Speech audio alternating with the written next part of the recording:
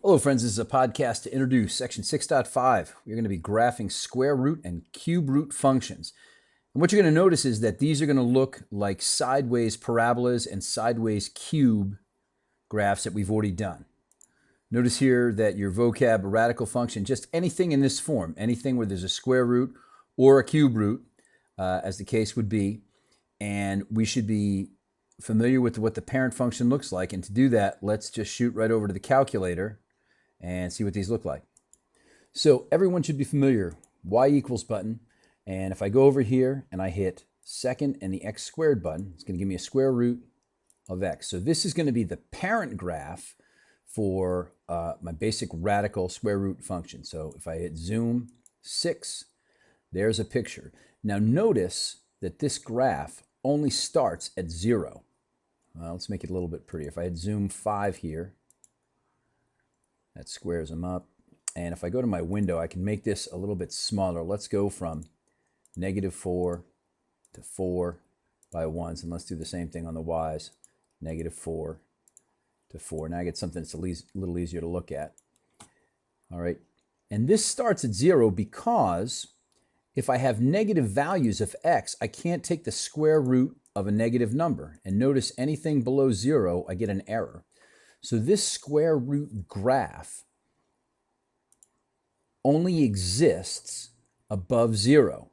So when they ask you what is the domain of a function, in this case, the domain is all values for x that are 0 or higher, because anything lower than 0 won't give me a real number that I can put on this graph.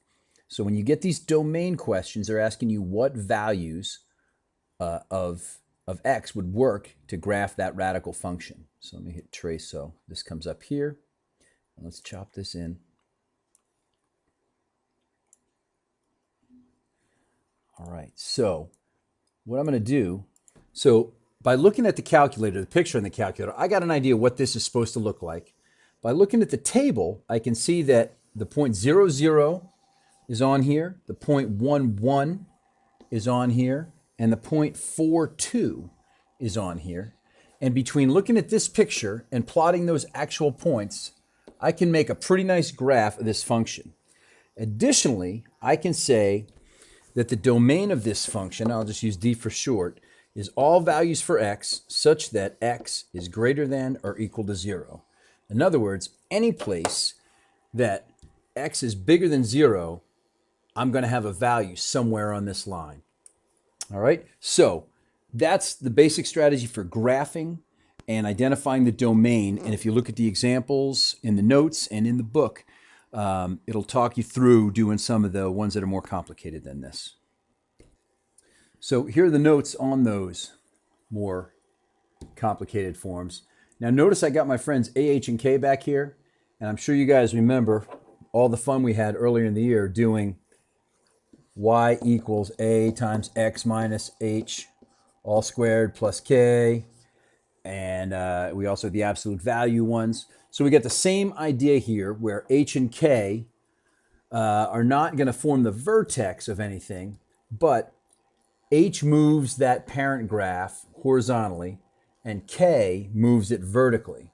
So I can sketch, if I have an idea of what a cube root graph looks like, and this is a cube root one, then I can move that graph sideways and translate it on the Cartesian plane. And what example 3 illustrates here is that if I start with this, then I can, using the h and k points of 1 and 2, move this 1 point to the right and 2 to the left and up to, and get another point. But because we're going to do it with the graphing calculator and using the table, I'm not going to really need to emphasize this. You're going to be able to look at the graph on the calculator, get an idea what it's like, and then see the points in the table, and you should be able to plot from there. So let's just walk through this one in the calculator and make sure you're good with it. So I hit y equals, and I punch in, and this is 3, and it's cube root. And again, if you hit the math button, and you see number 4 here, gives me an actual cube root. Type in my x minus 1. I got to hit the right arrow to get out of the radical, and then hit +2, and I should be able to graph and table.